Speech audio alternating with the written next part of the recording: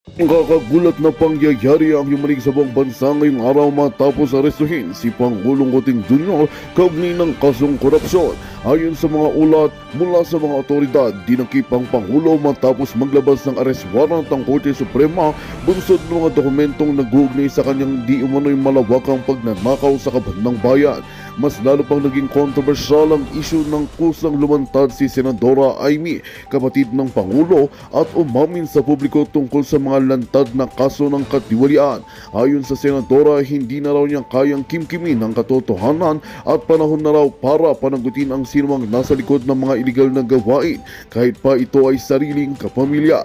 Habang nagpapatuloy ang investigasyon, maraming mamamayan ang nagpapahayag ng pagkabigla at pagkadismaya, lalo't hindi nila inaasahang magkakahiwalay ng landas sa magkapatid sa gitna ng krisis. Patuloy ang pagbabantay ng taong bayan sa magiging desisyon ng korte at inaasahang maglalabas ng opisyal na pahayag ang Malacanang sa mga susunod na oras. At yan nga ang balitang ating pakakatutukan. Ngunit bago ang lahat, siguraduhin mag-subscribe at ihit ang notification bell para sa patuloy na pagtutok sa mga sulyap ng bagong balita sa tunay na boses ng masa.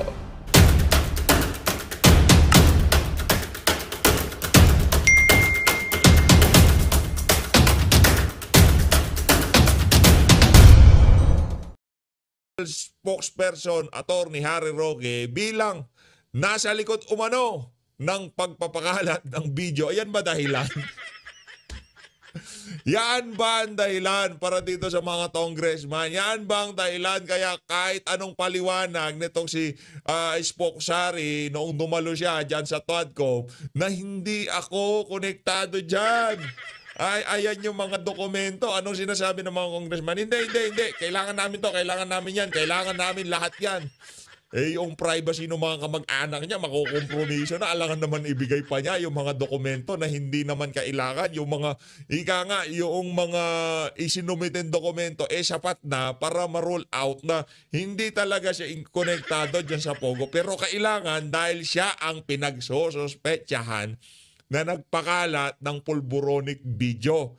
Yan ho ba ang punot dulo ng pagdikdik dito kay dating presidential spokesperson Harry Roque? Kaya ngayon nag-apply ho siya ng asylum dyan sa Netherlands na paghahalata ho itong administrasyon na to. Wag ho kayong magpaloko mga kababayan. Yang ginagawa nilang panggigipit dito kay VP Sara, kay dating Pangulong Rodrigo Duterte, dito kay Spokesari, lahat na konektado sa Duterte administration, kay Senator Bato de la Rosa, lahat ho yan ang punot dulo politika. Dito sa video na to, ito ho, isa lamang ho ito sa mga nagkalat na balita ngayong araw na to na kung saan hindi ho ito magugustuhan itong si Marcos Jr. Pakinggan ho natin ang balita ng News 5. Isiniwalat po ng isang vlogger sa pagdinig ng kamera kung sino ang umano'y nasa likod daw ng pagkalat ng tinaguriang polvoron video ng Pangulong Bongbong Marcos Jr. Base po sa sworn affidavit. Yung sworn affidavit niya, hindi naman noon tinuturo itong si Spokesari. Hindi naman si Spokesari tinuturo. Naniniwala siya. Yun ho yun Di ba? Pero nung tinanong ho siya ng mga ebidensya, wala ho siyang maipakita. Ang ebidensya lang ho nila yung nangyaring pag-uusap doon sa larawan na kung saan nalate pa itong si Mother Pebbles. Mother Pebbles Talakera. Hindi na para banatan natin itong si Mother Pebbles. Dito ay magre-react lang tayo sa mga pag-uusapan nila dito sa video na to. Itong magiging batuhan nila nitong si Congressman Romeo Acop. Sa atin naman ho, wala naman ho tayo masamang tinapay dyan. No? Kumbaga magre-react lang tayo sa mga sa mga pag-uusapan nila nitong si Congressman Romeo Acop. Ng vlogger na si Pebbles Cunanan na isinumite sa TRICOM. Sinabi niyang si Attorney Harry Roque daw ang mastermind sa kumalat na edited video ng Pangulong Marcos Jr. na again edited video. Pero ika nga ito yung ang pina-authenticate ho nitong si Maharlika, yung video na yon doon sa mga independent digital forensic sa Estados Unidos na kumbaga wala silang pakialam kung ano magiging resulta ng magiging investigasyon o pagsisiyasat dyan sa mga naturong video na yan. Ngayon, hayaan natin magdesisyon ang sambayan ng Pilipino. Edited yan o kung ano pa man yan. Nasa internet na yan. Bahala na po kayo. Gumagamit ng cocaine na binansagang polvoron video. Ang dahilan daw para sirain ang kredibilidad ng Pangulo. Ang Kredibilidad, meron pa ho ba siya noon? Ito naman si DJ Chacha, oh. Ay, DJ Chacha. DJ Chacha ba yan? Oh. Di ba? Si DJ Chacha. Ano pa? Meron pa ho bang gano'n ang administrasyon na to? Sa kabila ng ginawang pambababoy sa ating sovereignty, sa kabila ng kaliwat ka ng korupsyon, sa kabila ng kaliwat ka ng kriminalidad sa ating bansa, bilang presidente, bilang leader ng bansa na to, meron pa ho bang credibility ang mama na yan? Hindi na nga kailangan yung pulboronic video para mawasak yan si Marcos Jr. Yung sarili ho nila, nagsiset-distract sila sa totoo lang. Puwelta naman ni Harry Roque, hindi totoo ang paratang ni Cunanan dahil hindi niya raw kayang magpabagsak ng gobyerno. Bukod po sa issue ng polvoron video, pinasite Hindi kasi ganito yun eh. Kumbaga itong si Mother Pebbles nasa side ng DDS at pinaliwanag naman itong si Binibining Maharlika kung bakit siya umalis talaga, 'di ba? Kung bakit siya bumaliktad, no? Kung bakit siya nagkabilang bahay. At kung ano man yung alam nitong si Binibining Maharlika sa mga dahilan nitong si Mother Pebbles Talakera, sa kanilang dalawa na lang yun. Pero ang atin ho dito, kahit ano pang mangyari sa timpla ng politika sa ating bansa, sorry to say, pero itong si Mother Pebbles, wala na kumbaga, yung mga kasama niya ngayon sa kabilang parlor, baka pati yung mga yan, hindi na ho ganun yung tiwala nila. Kumbaga ngayon, nakikita nila, kasama nila. Pero what if magbago ang timpla ng politika? Sa tingin niyo ho ba, meron pa magtitiwala dito kay Mother Pebbles? Pagpalagay natin, itong last 3 years ng administrasyon, gusto siya, mahal siya, pinapakinggan siya ng mga kasama niya. Pero pagkatapos ng administrasyon na to, kung ano man ang kasi tiwala ho talaga sa totoo lang ang pagiging gumagawa ng nagsasalita sa social media kaugnay sa politika. Ano ho yan, ika nga nila prinsipyo. Yung paninindigan mo bilang isang Pilipino at kung ano yung pinaniniwalaan mo, tinatayuan mo sa politika sa ating bansa. Hindi ka pwedeng magpalipat-lipat. Siguro pwede kang lumipat kung sakaling yung mga binabanatan mo, yung mga talagang dinudurog mo nung nasa kabilang kampo ka, nakita mo na ginagawa nila yung mga bagay na hinahanap mo nung wala ka pa sa kampo nila. 'Di ba? For example, sinabi natin, yung build, ituloy nyo yan. O yung war on drugs, ituloy nyo yan. 'Di ba? For example, nakita ho natin yon dito sa administrasyon ni Marcos Jr. Ginawa ho nila yon, pinuri ho natin sila at talagang itinuloy-tuloy nila yung ginawa ni dating Pangulong Rodrigo Duterte. Kung pupurihin natin sila at pupunta tayo sa bakod nila dahil nakikita natin tama na ginagawa nila, okay lang yun. Pero mula noong nagkaroon ng banatan dito sa magkabilang kampo na to, wala pa ho tayong nakikitang dahilan para yung mga nakasama natin dito sa laban na to, bigla silang lilipat dito sa administrasyon. Dahil karamihan ng mga hinaing natin, karamihan ng ating panawagan dito sa administrasyon, wala pa hong na-address ni isa. Kaya hindi ho natin nakikita ang dahilan para purihin o kung ano mga pagpunta sa kampo nitong nasa administrasyon. At kung ano man naging dahilan nitong si Mother Pebbles Talakera, nasa sa kanya na ho yun, no? Sabi ni Binibining Maharlika na kesyo meron daw ganito, pagbabanta o kung sakaling hindi niya gawin yan, di ba? Nasa sa kanila hong dalawa yun. Pero nandito nga tayo para reakan yung mga sasabihin nitong si Mother Pebbles Talakera. in contempt din ang mga vlogger na sina Sas Rogando Sasot. Ayun na nga mga kababayan, yun na nga ho mga na-contempt dyan sa naturang pagdinig na yan. Pero ito lang ho napansin ko dyan sa apit-apit nitong si Mother Pebbles Talakera. Pinakauna ho ang ginawa ho nitong si Akop, in-establish niya na para ipapalabas niya hindi yung itong mga data. Alam ko namang wala naman date dito. Tinitignan ko lang kung magsasabi ka ng totoo. Ganon ho yan.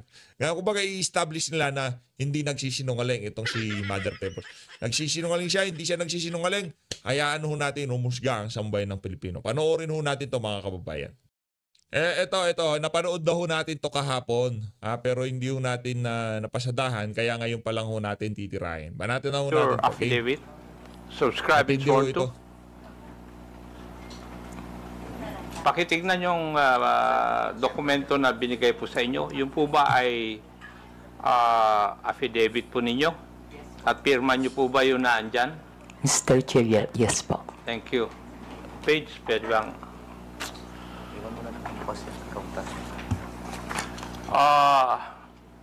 Would you mind if I just call you Pebbles in this hearing?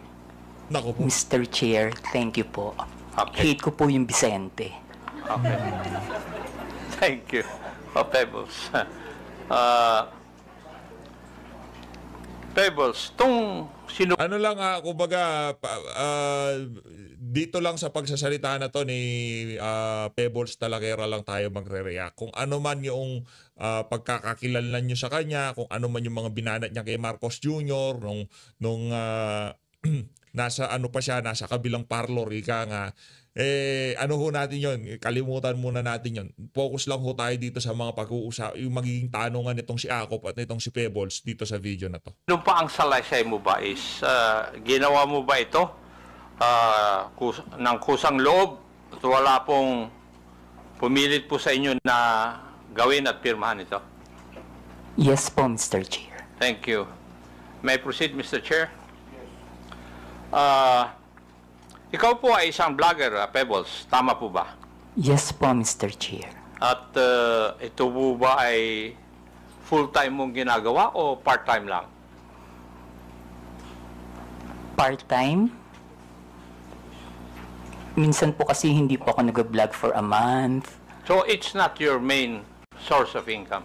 Yes po, kasi hindi po ako monetize. Okay. Hindi monetize. Pero meron po kayong ibang trabaho? Online seller po, Mr. Chair. Okay, online seller. Pag kayo po ay nag-i-engage sa pagbablog, ano po ang pangalan na ginagamit po ninyo? Pebbles po, Mr. Pebbles. Chair. Kasi nga po, hate ko po yung Vicente. Opo. Halata naman dahil ayaw mong gamitin eh. Ano pong social media platforms ang ginagamit po ninyo? Facebook po. Facebook lang? Meron din po akong ex, pero hindi po ako ganong nagpo-post doon. At ilang taon na po kayong nag-vlog? Since 2014 po, Mr. Chair. 2014, that's about 11 years. Opo. Okay. Thank you. Now, dito po sa affidavit po ninyo, meron po kayong binanggit tungkol sa isang Maisog rally sa Hong Kong noong July 2024. No, Mr. Chair, yung pong maisog event sa Hong Kong, that was July 7. July 7. July. Ay, wala naman nakalagay dito yung date eh. Ako lang ang naglagay para malaman ko kung magsasabi ka ng totoo o hindi eh. Di ba? Ganyan ho yan eh. Wala naman dito yan eh. Si Pebbles nagsasabi yan ng totoo. Tama ba, Congressman Romeo Acop? Si Pebbles nagsasabi ng totoo yan. Pwede po bang ipaliwanag po ninyo sa committee ito kung ano po itong Maisog Rally? Yan po yung normal, Mr. Chair, na ginagawa ng TOPS Coalition, yung maisog event na sa iba't ibang lugar, katulad ng sa New York, sa Vancouver, maski dito po sa Pilipinas, sa Liwasan. Yan po yung maisog rally na sinasabi. At ginagawa ito sa iba't ibang lugar ng Pilipinas at saka ibang bansa. Opo. Thank you. Ikaw ba ay kusang loob na pumunta doon sa mga Maisog Rally na yan? O sa mga lugar na ito? Kapag ini-invite po ako, Mr. Chair, napupunta po ako. Pero pag hindi po ako invited, hindi po ako pumupunta. Pag ini-invite ka, Opo. may sumasagot po ba sa iyong pamasahe? Meron po. Meron. Pati yung accommodations po ninyo? Yung pamasahe lang po, pero yung accommodations, Kapag isang beses pa lang po kasi ako nakapunta ng abroad na maisog rally Saan po yun? sa Hong Kong. Sa Hong Kong. Doon po, yung friend ko po yung nag-sponsor sa akin ng airfare and hotel. At Si ano ho yan ha, baka si ano doon, yung tinutukoy niya dito, hindi niya nabanggit. Itong si Binibining Maharlika. Dahil ilinatag ho nitong si Binibining Maharlika yung ano yung mga, ika nga, linatagan tayo ng resibo kahapon eh. Diba, linatagan tayo ng resibo na kung saan makikita na itong si Binibining Maharlika pinadala ho niya ng pera itong si Pebbles Talakera. pwede ko po bang malaman? Masabi po ninyo dito sa committee ito kung saan ka nag-stay at saka ilang araw ka na natili doon sa Hong Kong?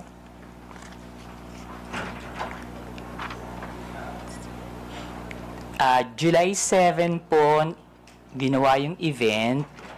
July 6, 7, and 8 po. July 6, 7, and 8 po ako nag-stay. Pero yung pangalan po ng hotel, nakalimutan ko na po. Okay, thank you. Bakit po kayo naimbita sa private dinner na sinasabi mo na naganap no July 7, 2024?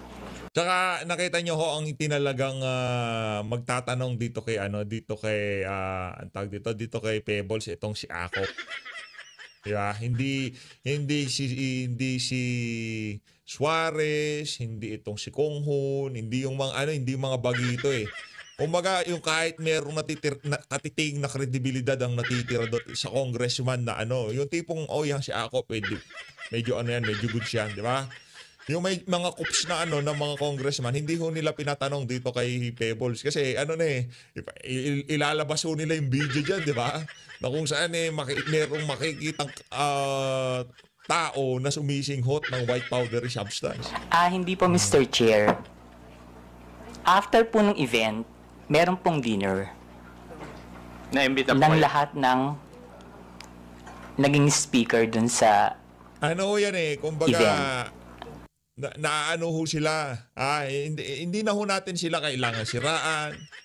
Hindi na ho natin sila kailangan banatan. Sa sobrang confident ho nila na kaya nilang baliktarin lahat ng nangyari sa nakalipas, lalo lang ho nila pinapalaki problema nila.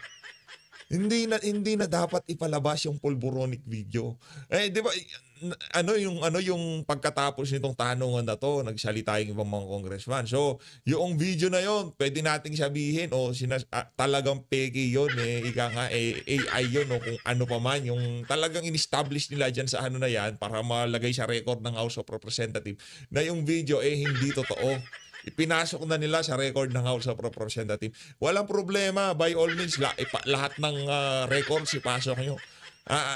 Ano pa bang credibility natitira diyan sa...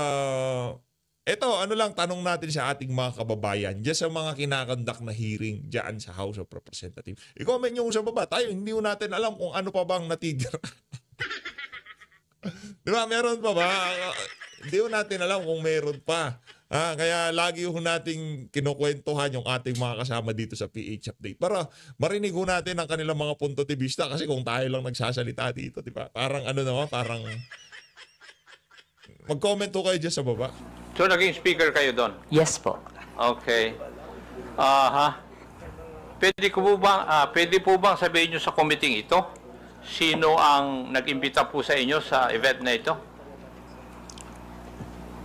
Actually, Mr. Chair, nung pagtapos ng event, tapos nakatayo na po lahat ng mga tao, nagpapapicture yung mga umattend, yung mga followers. Ang nagsabi po sa akin na merong dinner after is si Attorney Harry. Si Attorney? Harry Roque. Si Harry Roque. Siya rin ba nag-imbita na lumawak ka doon? Hindi po, yung pong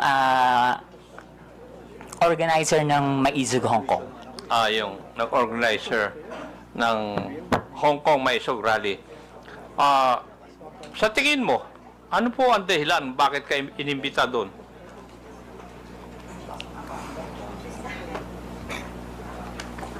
Kapareho rin po nung mga ginagawang rally dito sa Pilipinas na sabihin lahat ng ginagawa ng gobyerno na hindi namin gusto kasi that time kalaban po ako ng gobyerno. Naku, kalaban pala ng gobyerno siya. Ay, hindi tayo kalaban, Liwanagin po natin yun. Kalaban ka ng gobyerno? Ano Opo. po ang ibig sabihin po ninyo ano sa po? kalaban ka ng gobyerno? Mr. Chair, Kayo po ba ay critic ng gobyerno? Yes po. Critic, O, yun po. ayun, Kasi tamang- malawak Critic po po yung ako. sinasabi po nyo na kalaban ka ng gobyerno. Yari tayo dyan. sorry, kritiko tayo po dyan. ako ng gobyerno. Kritiko ka ng gobyerno. Kritiko. Okay. Meron akong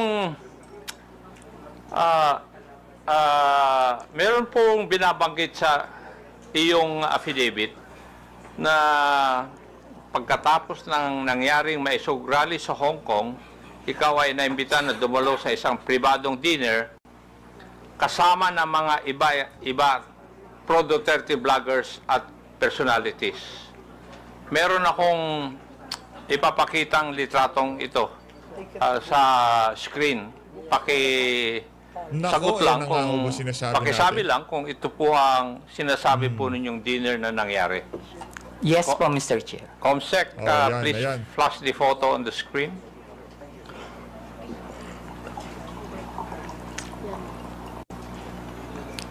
Yes po, Mr. Chair. Yan po yung dinner. Yan. Yes po, Mr. Chair. Try ko po lahat. Yung kakilala ko lang po, ha. Opo. Yung pong nakaupo from left side is si Tio Moreno. Inisa-isa ho. Yung nakatayo po na Tio Moreno, yung nakaupo dito sa kaliwa. Dito po. Naka-black. Hindi po yung naka-brown. Naka-t-shirt. Yes po. Ay, ipag-doon po kasi ako tumingin. Oh, kasi nasa left left sa photo. Yes. Okay. And yung nakatayo po na white is si Miss Sas Rogando Sasot. Okay. Ako po yung kasunod. Sumunod po si Miss Joey.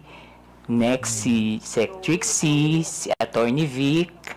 And then yung nakaupo pong green is si Prof. Ana. Prof. Ana Uy. Uy, okay. Okay. Yung naka-red, hindi ko po kilala. Yung katabi po ng naka-red, si Attorney Harry Roque. Yung nakatayo pong naka-black, si Daniel Long. Yung naka-green na nakatayo, hindi ko po kilala. Yung katabi ng naka-green, si Pam. Yung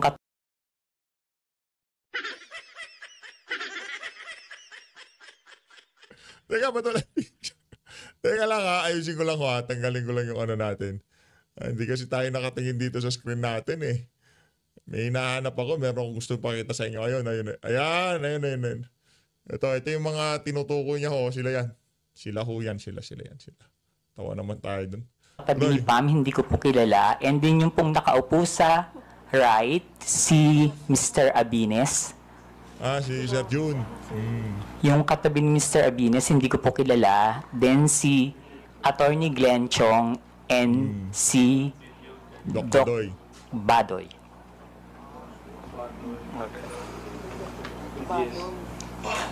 Alam mo ba, Pebbles, kung sino ang nagbayad sa dinner na yan? Ang pagkakaalam ko po si Attorney Harry. Attorney Harry Roque. Okay.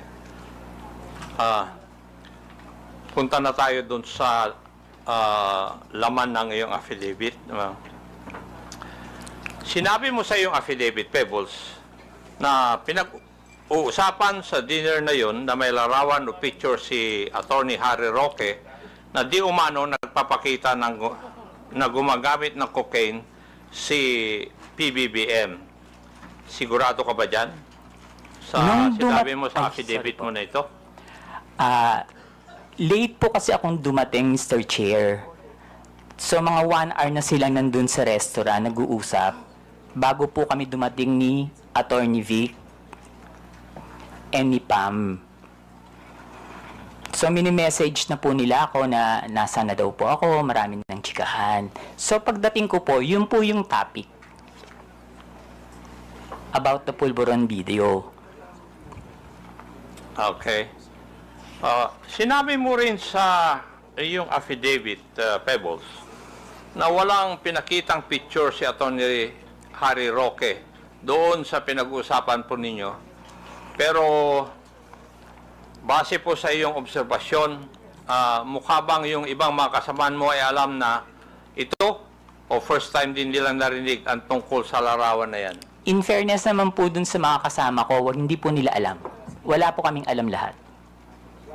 Okay, thank you. Dito rin sa affidavit po ninyo, pinag-usapan din ninyo sa oras po na yon sa dinner kung paano i-release yung sinasabing picture na hawak ni Atty. Roque. Tama po ba? Yes po, Mr. Chair. At napagkaisahan na mas maigi na yung photo na yon ay parelease sa isang foreign influencer para mas kapani-paniwala. Mr. Chair, hindi naman po na pagkaisahan, pero nagbibigay po sila ng mga opinion na dapat siguro sa international blogger dapat ang maglabas, or yung Australian reporter na nag-interview kay PBBM, pero hindi po siya napagkaisahan. Kumbaga nagbibigay lang po sila ng mga opinion. Okay, thank you. Pebbles,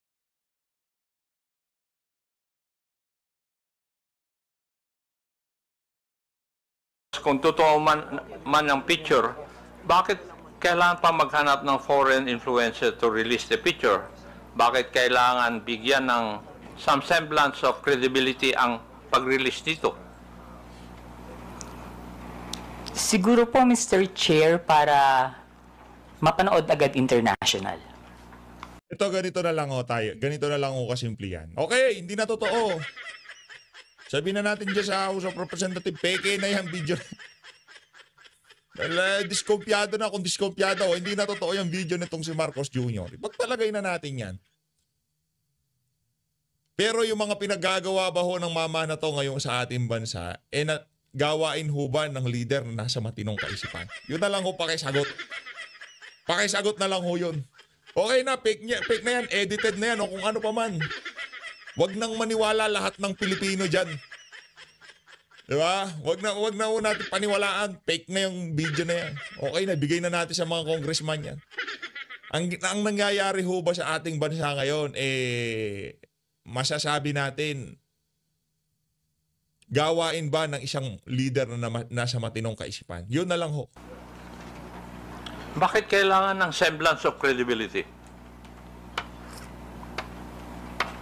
Dahil hindi tunay yung litrato o yung photo? Bakit kailangan ng grupo po ninyo na magkaroon ng semblance of credibility yung litrato o yung photo na yon?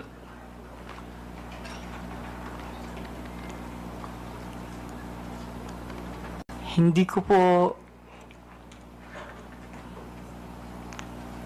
Kasi that time po, Mr. Chair, nakikinig lang po ako. Hindi po ako nagbibigay ng opinion na ilabas ng international blogger. Nakikinig lang po ako sa kanila. Wala po akong binigay na opinion na, sige, ilabas mo, dapat ilabas siya ni ganito, dapat ilabas siya ni ganyan. Hindi po ba, Pebbles, having in this business for 11 years, kung kailangan bigyan ng credibility sa isang bagay, yun ay dahil yung isang bagay na yun ay alanganin. Yung bang pwedeng hindi totoo? Yes po, Mr. Dahil Chair. kung totoo yun, hindi nyo na kailangan na bigyan ng credence o credibility. Yes po, Mr. Chair. Yes, thank you. Sa iyong obserbasyon, Pebbles, sino ang nangunguna sa diskusyon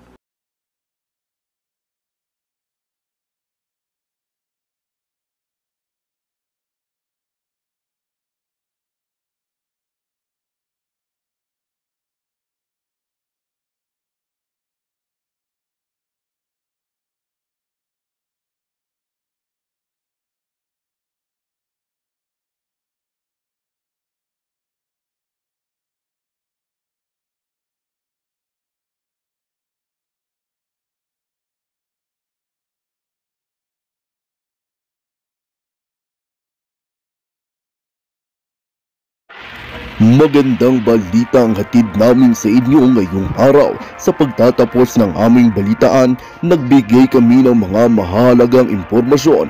Maraming salamat sa pagtutok at pagsuporta sa aming programa. Huwag kalimutang manatili sa mga susunod na araw para sa mga bagong balita at mga kwento na dapat nating abangan. Mula sa Boses ng Masa, magandang araw Pilipinas!